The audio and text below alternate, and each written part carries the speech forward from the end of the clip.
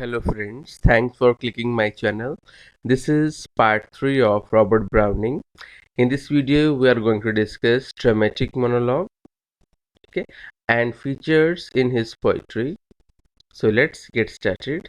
अगर आपने इसका पार्ट 1 और पार्ट 2 नहीं देखा है तो उसे आप प्लीज़ देख लीजिए, वो बहुत इंपॉर्टेंट है.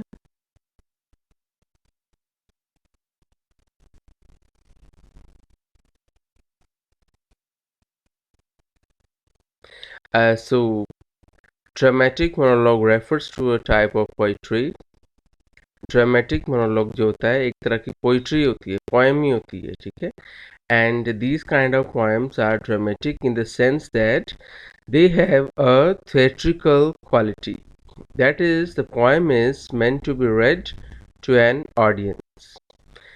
इन पोएम्स को हम ड्रामेटिक इस सेंस में कहते हैं क्योंकि उनमें थ्रेटिकल क्वालिटी होती है कि इनको आप स्टेज पर भी प्ले कर सकते हैं और ये जो पोएम होती है ये ऑडियंस के सामने बोली जाती है, रिसाइट की जाती है, पढ़ी जाती है, ठीक है.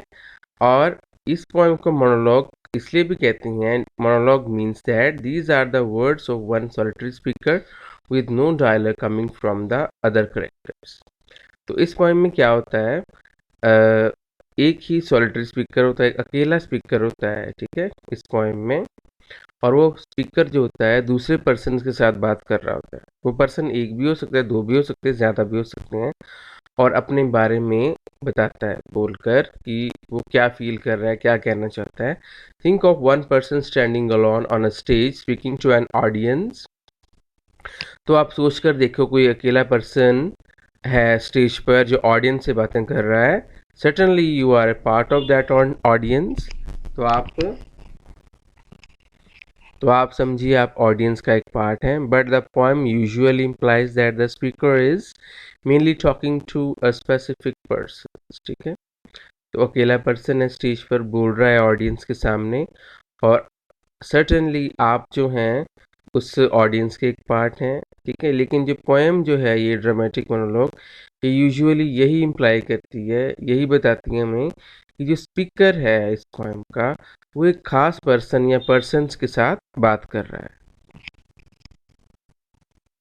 तो इसकी डेफिनेशन देख लेते हैं. What is dramatic monologue?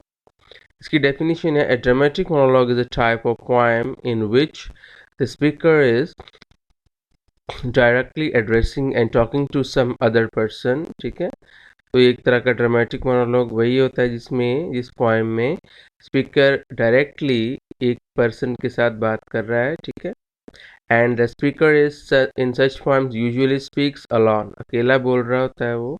And this is one way conversation, ठीक है. तो ये एक वन वे कन्वर्सेशन होती है कि उस स्पीकर को ना दूसरी तरफ से कोई जवाब नहीं आता, वो अकेला ही बोल रहा है. And so it is called a monologue. इसलिए हम इसको मोनोलॉग बोलते हैं कि एक ही पर्सन जो है स्टेज पर खड़ा होकर बोल रहा है और अपने मन की भावनाएं व्यक्त कर रहा है. The setting of such poem is dramatic. तो ये ड्रामेटिक होती हैं poems. And as a poem begins we find that the main character is found engaged in an emotional expression of his ideas and feelings. कि जैसे poem शुरू होती है तो हम यही फाइंड करते हैं, जो मेन कैरेक्टर है वो एंगेज्ड है, ठीक है, अपने इमोशनल एक्सप्रेशन को देने के लिए, अपनी मन की भावनाओं को, अपनी फीलिंग्स को, आइडियाज को बताने के लिए. He is confident, excited, angry and proud, ठीक है. And so the character will reveal us many secrets और hints about something he would not tell us consciously. तो कैरेक्टर जो होता है ना बहुत सारी सीक्रेट्स हमें बताता है और हिंट भी बताता है जो वो कॉन्शियसली नहीं बताना चाहता हमें, यानी कि, ठीक है, समझ गए आप. अब ड्रामेटिक मोनोलॉग की कुछ विशेषताएं हैं, क्या क्या होती हैं, फीचर्स ऑफ ड्रामेटिक मोनोलॉग्स, वो हम डिस्कस कर लेते हैं कौन कौन से हैं. फर्स्ट इज ड्रामेटिक एलिमेंट्स, ठीक है. The poem of John Donne are also dramatic monologues to some extent, but Browning's dramatic monologues have some unique dramatic techniques. जो जॉन डन की पोएम्स है ना वो भी ड्रामेटिक मोनोलॉग्स ही हैं एक तरह से, लेकिन कुछ हद तक, टू सम एक्सटेंट, पूरी तरह नहीं हम उनको कह सकते. लेकिन जो ब्राउनिंग के ड्रामेटिक मोनोलॉग्स हैं उसमें कुछ यूनिक ड्रामेटिक टेक्निक है, कुछ अलग तरह की ड्रामेटिक टेक्निक्स हैं जो रॉबर्ट ब्राउनिंग यूज़ करते हैं। Dramatic poems have must involve at the major dramatic elements of characters, plot and speech। तो ड्रामेटिक मोनोलॉग में कुछ मेजर एलिमेंट्स हैं ड्रामेटिक के, वो कौन कौन से हैं? कैरेक्टर्स हैं, प्लॉट होता है उसमें और स्पीच होती है। दो it may just be a one way monologue, besides some dramatic poems will also include other dramatic elements like quickness in action, surprise, tension and so on। क्या चाहे ये एक तरह का ही मोनोलॉग होता है, वन वे ही होता है मोनोलॉग, लेकिन उस ड्रामेटिक पोएम में और ड्रामेटिक एलिमेंट्स भी होते हैं, यानी कि क्विकनेस इन एक्शन, कि जल्दी से एक्शन हो रहा होता है, सरप्राइज भी होता है उसमें, टेंशन भी होती है, और ठीक है ऐसी चीज़ें होती हैं उसमें, ये उसके एलिमेंट्स हैं important. And poems of John Donne also have such elements. John Donne की पोएम में भी ऐसे एलिमेंट्स हैं, but Browning's special dramatic monologue has some more elements like character revelation with an ironic exposure of what he is not conscious। ठीक है, लेकिन browning की जो स्पेशल ड्रामेटिक मोनोलॉग है उसमें कुछ और एलिमेंट्स हैं, कुछ और विशेषताएं हैं, लाइक कैरेक्टर रेवलेशन। कैरेक्टर जो है अपने बारे में बताता है, अपनी फीलिंग को एक्सप्रेस करता है, और उसके एक्सप्रेशन जो होते हैं आयरनिक होते हैं, लेकिन वो कॉन्शियस नहीं होता। ठीक है, ये सारी इंपॉर्टेंट बातें हैं। सेल्फ रेवलेशन, वो अपने आप को एक्सप्रेस करता है। This means that the character will be found talking to someone in such situation and manner that he exposes the secrets of his real character. तो जो भी पर्सन, ठीक है, कैरेक्टर है पोएम में, तो वो क्या करता है, उसको हम यही पाते हैं कि वो अपने कैरेक्टर के बारे में, जो मेन बंदा है, जो स्पीकर है, अपने ही कैरेक्टर के बारे में सीक्रेट बातें बता रहा होता है। ठीक है, और dramatics characters, Browning's characters are usually rogues who prove how corrupted they are in process of trying to prove how great they are. तो ठीक है, तो ब्राउनिंग के जो कैरेक्टर्स होते हैं उनके ड्रामेटिक मोनोलॉग में हमें जो स्पीकर्स मिलते हैं, वो हम देखते हैं कि किस तरह अपने आप को प्रूव करते हैं, अपने आप बारे में बताने में कैसे करप्टेड है। ठीक है, एंड मतलब कि देखा है आपने कि वो अपने आप को, जैसे कि वो पोएम है इसकी the last my Last duchess, और देखो जो ड्यूक होता है उसमें वो कितना क्रूअल इंसान है, लेकिन अपने आप को वो सही प्रूफ करता है। ठीक है, कि मैंने इसलिए अपनी वाइफ को मरवा दिया क्योंकि वो ऐसी थी, वो ऐसी थी। वो चाहता है कि मैं खुद सही हूँ और अगला पर्सन गलत है। तो कितने करप्टेड वे से अपने आप को वो पेश करते हैं। तो ये उनकी ड्रामेटिक मोनोलॉग की विशेषता है। This is what happens in the poem my last duchess. Browning's poems have a subtext or a deeper level of the story of reality। तो उनकी पोएम की यही विशेषता है कि उनमें सब टेक्स्ट भी होता है उनकी पोएम में, और एक डीपर लेवल भी होता है स्टोरी की रियलिटी का, विच द रीडर एक्सप्लोर्स, जो रीडर एक्सप्लोर करता है जब पढ़ता जाता है साथ साथ में, gradually and understand the feeling and the reality behind the bragging. Understanding the character, story and situation. ठीक है, Browning's dramatic monologues are conversational poems set dramatically in such situation that the speech reveals a lot of hidden story, a story which the character usually tries to disprove। ठीक है, तो browning के dramatic monologues जो होते हैं conversational poems होती हैं, conversation चल रही होती है लेकिन वन वे ही होती है, और ड्रामेटिकली सेटिंग होती है इसकी सिचुएशंस की और स्पीच की भी, और स्पीच जो है वो रिवील करती है कि एक अलॉट ऑफ हिडन स्टोरी है। ठीक है, कि बहुत सारी स्टोरी या स्टोरीज भी हो सकती हैं, जो छुपी हुई स्टोरी है उसको शो किया जाता है, पेश किया जाता है। A story which the character usually tries to disprove, किस तरह की स्टोरी जिसको करेक्टर मानने को तैयार नहीं है, छुपाता है। For instance in My Last Duchess we listen to the duke as he speaks of his dead wife to a man. ठीक है, तो एग्जाम्पल के तौर पे हम लास्ट डचेस जो पोएम है इनकी वो ले सकते हैं। हम सुनते हैं कि ड्यूक क्या कह रहा होता है, जो पर्सन उसको मिलने आया होता है, ठीक है। तो ड्यूक अपनी जो डेड वाइफ है उसके बारे में क्या क्या बताता है। From his one sided conversation we understand the situation. तो हम सिचुएशन को समझ जाते हैं कि वो क्या कहना चाहता है, उसका कैरेक्टर किस तरह का है, both past and the present, and we infer what sort of woman the Duchess really was and what sort of man the Duke is। तो पता चल जाता है कि डचेस किस तरह की इंसान थी और ड्यूक किस तरह का इंसान है। Ultimately we may also infer what the poet himself thinks of the speaker he has created। तो हम ये भी अंदाज़ा लगाते हैं कि पोएट क्या सोचता है कि किस तरह का इंसान उसने क्रिएट किया है इस पोएम में, यानी कि वो किस स्पीकर को लेके चल रहा है और वो क्या कहलवाना चाहता है स्पीकर के द्वारा। असल में पोएट खुद नहीं अपने बारे में ड्रामेटिक मोनोलॉग में बताता है, वो कैरेक्टर क्रिएट करता है। ठीक है, कैरेक्टर क्रिएट करता है, वो स्पीकर क्रिएट करता है पोएम में, और वो स्पीकर वो कैरेक्टर ही सब कुछ बोलता है, पोएट इसमें कुछ नहीं कह रहा होता। Okay And the dramatic monologue is a verse form that Browning used to explore and probe the minds of specific characters and specific places struggling with specific sets of circumstances। तो dramatic monologue जो एक verse form होती है और browning ने इसको use किया है अपने जो खास कैरेक्टर्स हैं, स्पेसिफिक कैरेक्टर्स हैं, और जो स्पेसिफिक प्लेस में होते हैं और अपने ही जो परिस्थितियाँ होती हैं, उनकी सर्कमस्टांसेस होते हैं, उसके साथ स्ट्रगल कर रहे होते हैं और अपने माइंड, अपने मन में जो है उसको एक्सप्लोर करते हैं और उसको प्रॉप करते हैं। In the ring and the book, ये भी इसकी एग्जाम्पल मैं आपको दे रहा हूँ। In ring and the book browning tales a suspenseful story of a murder using multiple voices which give multiple perspectives and multiple versions of the same story। ठीक है, तो ये एक सस्पेंसफुल स्टोरी होती है मर्डर की, इसमें बहुत सारी वॉइसेस हैं, यानी कि बहुत सारी कह सकते हैं आप बातें हैं इसमें, और जिससे हमें मल्टीपल पर्सपेक्टिव्स के बारे में पता चलता है कि क्या क्या चल रहा होता है, एंड मल्टीपल वर्जन्स हैं इसी स्टोरी में।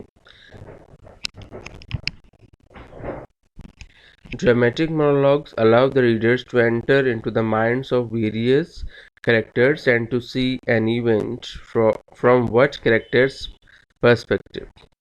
तो ड्रामेटिक मोनोलॉग रीडर्स को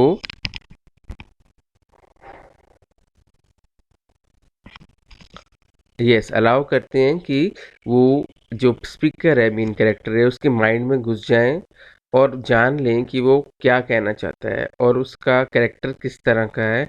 and no two type of people see the same event in the same वे।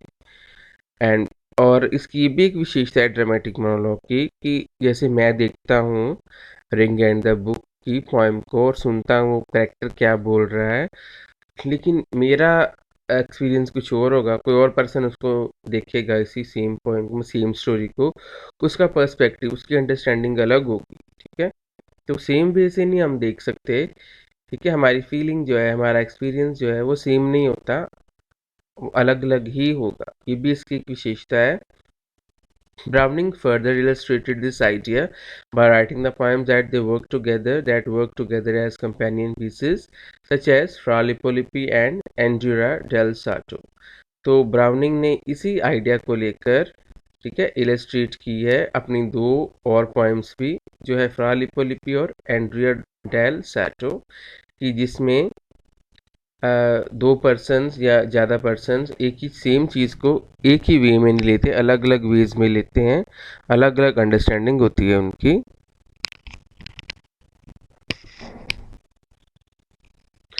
कुछ और फीचर्स हैं इनकी पोइट्री के, रॉबर्ट ब्राउनिंग के, वो देख लेते हैं हम कौन कौन से हैं। ठीक है, इनकी पोइट्री में कुछ और विशेषताएं मिलती हैं। अब तक हमने ड्रामेटिक मोनोलॉग की जो विशेषताएं थी, फीचर्स थी, उसके बारे में डिस्कस किया है। ये कुछ और फीचर्स हैं उनकी पोइट्री में जो हमें मिलते हैं रॉबर्ट ब्राउनिंग की, वो कौन कौन से हैं। Medieval and renaissance European settings, तो इनकी पोएम में मेडिवल और रिनेसेंस यूरोपियन की सेटिंग्स होती हैं। Browning set many of his poems in medieval and Renaissance Europe, most often in Italy the ring and the books, Rabbi Ben Ezra, जो 1864 में publish हुई थी, and the Renaissance painter in the eponymous Andrea del Sarto. ठीक है। Browning's interest in art, Browning का art में interest था बहुत ज़्यादा, तो वो इनकी पोइट्री में शो होता है। Browning had interest in culture including art and architecture appears throughout his work in the depictions of his characters. For example, the aesthetic taste, his characters' preferences in art, music, and literature relieve the important clues about their natures, moral work. ठीक है। तो इनके browning का ना जो art में interest था वो शो होता है उनकी पोइट्री में, क्योंकि हम देखते हैं उसमें कल्चर भी है, ठीक है, आर्ट भी है, आर्किटेक्चर्स भी है। ठीक है। उनके जो डिपिक्शंस हैं उनके कैरेक्टर्स में वो ये सब चीज़ें शो करते हैं। ठीक है। एस्थेटिक का मीनिंग होता है कि जो बाहरी सुंदरता होती है किसी चीज़ को लेकर, उसके बारे में वो दिखाने की कोशिश करते हैं अपनी पोइट्री में। ठीक है। और उनके जो कैरेक्टर्स होते हैं ना, उनका आर्ट में, म्यूज़िक में, लिटरेचर में बहुत इंटरेस्ट है, तो उसके बारे में हमें पता चलता है। और मोरल वर्थ यानी कि वो मोरालिटी की भी बात करते हैं, अपनी नेचर की मोरालिटी की भी बात करते हैं पोइट्री में। नेक्स्ट इम्पॉर्टेंट है इनका grotesque images. Unlike other Victorian poets, Browning filled his poetry with images of ugliness, violence, and bizarre. Okay? तो कहते कि और विक्टोरियन पोइट की तरह नहीं। ठीक है। जो और विक्टोरियन पोइट से उनसे अलग होकर ब्राउनिंग ने क्या किया, अपनी पोइट्री में अगलीनेस, वायलेंस और बिजार, ठीक है, बिजार होता है कि अनोखापन उन्होंने शो किया है अपनी पोइट्री में। Like Dickens, browning created characters who were capable of great evil, यानी कि ईवल शो की हुई है उन्होंने। कि डिकन्स की तरह ब्राउनिंग ने क्या किया है, अपने कैरेक्टर्स, ऐसे कैरेक्टर शो किए हैं, कैसे कैरेक्टर बनाए हैं ब्राउनिंग ने अपनी पोइट्री में, जो ग्रेट ईवल यानी कि बहुत ज़्यादा अपनी बुराइयां शो करते हैं। तो ये इनकी एक पोइट्री की विशेषता है। The early poem Porphyria's lover, जो 1836 में पब्लिश हुई थी, begins with a lover describing the arrival of Porphyria. ठीक है। तो ये शुरू जब होती है तो इसमें जो मेन कैरेक्टर होता है वो प्रोफेरिया के आने के बारे में बता रहा होता है हमें। Then it quickly descends into the depiction of her murder at his hands. लेकिन बाद में ये अचानक हम देखते हैं कि वो अपनी प्रेमिका का मर्डर कर देता है। पहले उसकी खूबसूरती की तारीफ करता है बहुत ज़्यादा, फिर उसको मार देता है, उसके बाद फिर उसकी मरी हुई की भी प्रेज कर रहा होता है। तो इस तरह की बातें हैं। To make the image even more grotesque, the speaker strangles Porphyria with her own blonde hair. तो इस इमेज को और ज़्यादा ग्रॉस्टेस्क करने के लिए क्या करते हैं रॉबर्ट ब्राउनिंग जी, स्पीकर जो है क्या करता है, स्ट्रैंगल्स प्रोफेरिया, स्ट्रैंगल होता है उसका गला घोंट देना, तो वो प्रोफेरिया का गला घोंट देता है with her own blonde hair. तो उसकी प्रेमिका जो होती है, जो उसको मिलने आई होती है, उसके अपने ही ब्लॉन्ड हेयर, ब्राउन बाल जो होते हैं, उससे ही उसका गला घोट देता है, उसके बालों से ही। And although Fra Lippo Lippi takes place during the Renaissance in Florence at the height of its wealth and power. ठीक है। और जो फ्रा लिपोलिपि इनकी पोएम है वो उस समय की जो है उस समय को शो करती है जब फ्लोरेंस में रेनेसेंस आया था। ठीक है। और जब वेल्थ और पावर अपनी हाइट पर थी, यानी कि अमीरी का ही बोलबाला था। And browning sets the poem in a back एले बिसाइड अ ब्रोदल। ब्रोदल होता है एक वेश्यालय। ठीक है। तो ब्राउनिंग जो है इस पोएम की सेटिंग एक बैक एले, एक पिछली गली, एले होती है एक छोटी तंग गली, उसके साथ वहीं पर इसकी सेटिंग होती है इस पोएम की, एक ब्रोदल के पास ही बिल्कुल। ठीक है। नॉट इन ए पैलेस और गार्डन, किसी गार्डन में या पैलेस में नहीं शो किया हुआ उन्होंने सेटिंग को, जबकि इस यहीं पर किया है बैक एले में, एक ब्रोदल के पास, एक गंदी जगह के पास। And Browning was instrumental in helping readers and writers understand that poetry as an art form. तो ब्राउनिंग जो है रीडर को यही बताता है कि यही वो अंडरस्टैंड करें कि राइटर की पोइट्री जो है एक आर्ट की फॉर्म में होती है। ईवल एंड वायलेंस, इनकी पोएम में ईवल और वायलेंस भी है. Synonyms for images of and the symbols of evil and violence abound in Browning's poetry. तो इनकी पोइट्री में हमें ईवल के भी सिंबल्स मिलते हैं, वायलेंस भी मिलती है, जैसे मैंने प्रोफेरियस लवर बताया आपको. The diction and the images used by speakers expresses their evil thoughts as well as the indicate and evil natures. जैसे कि दो एग्जाम्पल हैं, प्रोफेरियस लेवर और माई लास्ट डचेस. उसमें किस तरह के कैरेक्टर्स हैं जो अपनी ईवल चीज़ें बताते हैं कि मैंने अपनी वाइफ को मरवा दिया, दूसरा कहता है मैंने अपनी प्रेमिका को मार दिया. तो ईवल नेचर शो होती है उनकी, ईवल थॉट्स शो होती हैं उनकी.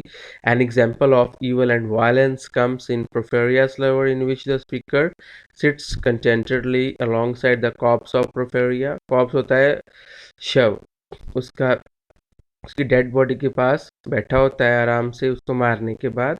whom he murdered strangling her with her hair, इसको उसने उसके बालों के साथ ही गला घोट के मार दिया है.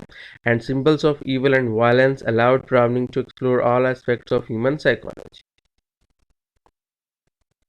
कुछ और एग्जांपल्स हैं इनकी ड्रामेटिक मोनोलॉग्स की, ये अपने नेम्स जो हैं याद रख लेने हैं.